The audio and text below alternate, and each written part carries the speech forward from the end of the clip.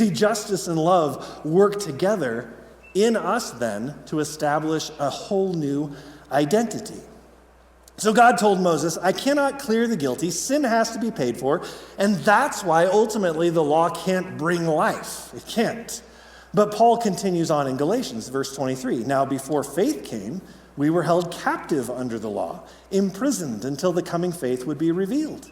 So then the law was our guardian until Christ came in order that we might be justified by faith. So the law, ultimately, says Paul, was serving to keep us in line, to hold the line, to make sure that we didn't make a travesty of God's justice. But once the law was satisfied, then there's freedom.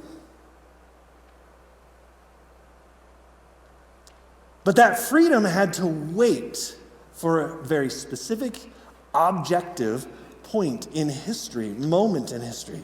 And that objective action that Jesus took on the cross ultimately fulfilled the whole law. Come back for Easter, we'll talk about that on Good Friday service, what Jesus did. And until faith in Christ then comes, and faith in his work, the law is that convicting influence in our life that serves to help us see that I can never measure up, right? All those stipulations, just about dietary laws alone, and that's just one thing. Help us to see how great the love of God is with Christ's work.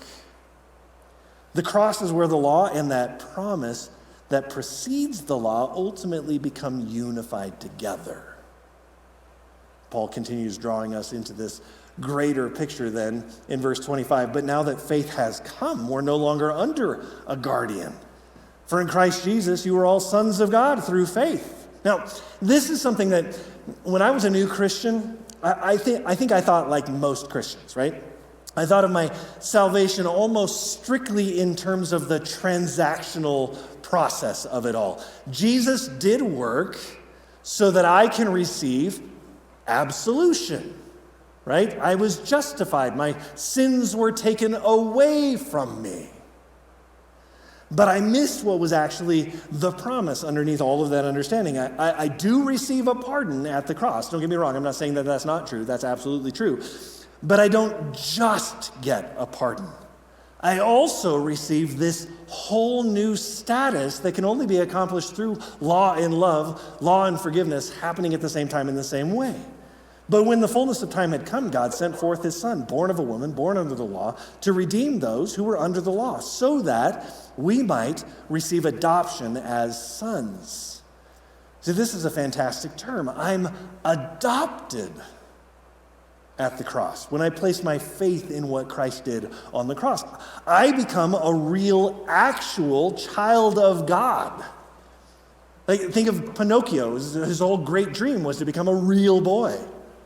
I become an actual child of God. It's not sentimentality. I'm not sentimentally his child. I'm not figuratively his child. I'm actually adopted by him. I could never have earned adoption. Right? Do you see how great the divide is there? If I'm trying to work my way through the law, there's no way that any child that is in the foster care system can earn adoption. They could be the greatest kid in the foster care system. They can't earn adoption that way. And so I could not have earned that status no matter how well I slaved away for him. So when I come to him in faith, when I believe that he actually has something to give me, and I go to him and say, I want that because I believe you have it, that's when I become an actual adopted child of God. He adopts me completely through who he is and what he has done. It's all dependent on him, which means that none of it is dependent on me, which means it's all guaranteed. Something that I can't possibly guarantee if it's based on me. Jesus says no one can snatch us out of his hand in John chapter 10, because it's all based on him and his position and on his completed work, not mine. If it's based on me or my position or my completed work, I'm toast. And so as a result, he adopts us into this family, and we get a whole new identity. For as many of you as were baptized into Christ have put on Christ.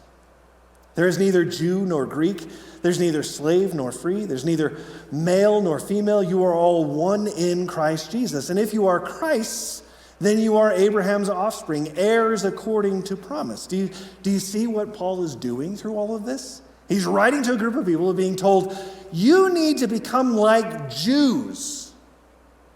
You need to do Jewy things in order to be saved. And Paul says, who bewitched you? You received salvation by faith in what you heard. You got justification through your belief in what I taught you. And not only that, but you're adopted into his family with all the rights and privileges therein.